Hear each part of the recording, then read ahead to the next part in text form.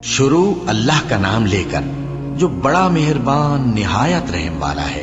الف لام را، یہ وہ کتاب ہے جس کی آیتیں جچی تلی ہیں۔ پھر یہ کہ اللہ حکیم و خبیر نازل کرنے والے کی طرف سے بتفصیل بیان کی گئی ہیں۔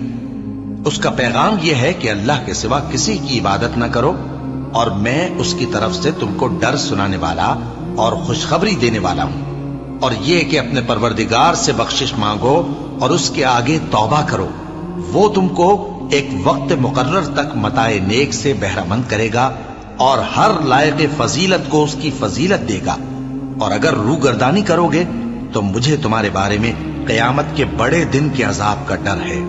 تم سب کو اللہ کی طرف لوٹ کر جانا ہے اور وہ ہر چیز پر قادر ہے۔ دیکھو، یہ اپنے سینوں کو دوہرا کرتے ہیں تاکہ اللہ سے چھپ جائیں۔ سن رکھو، جس وقت یہ اپنے کپڑوں میں لپٹ رہے ہوتے ہیں تب بھی وہ ان کی چھپی اور کھلی باتوں کو جانتا ہے۔ وہ تو دلوں کی باتوں تک سے آگاہ ہے، اور زمین پر کوئی چلنے پھرنے والا نہیں مگر اس کا رزق اللہ کے ذمے ہے۔ وہ اس کے رہنے کی جگہ کو بھی جانتا ہے اور جہاں سونپا جاتا ہے اسے بھی۔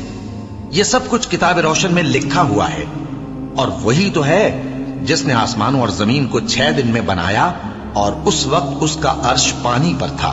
تمہارے پیدا کرنے سے مقصود یہ ہے کہ وہ تم کو آزمائے کہ تم میں عمل کے لحاظ سے کون بہتر ہے۔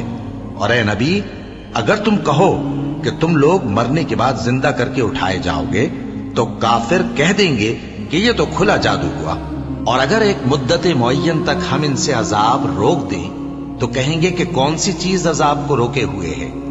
دیکھو، جس روز وہ ان پر واقع ہوگا پھر ٹلنے کا نہیں، اور جس چیز کا یہ مذاق اڑاتے ہیں وہ ان کو گھیر لے گی۔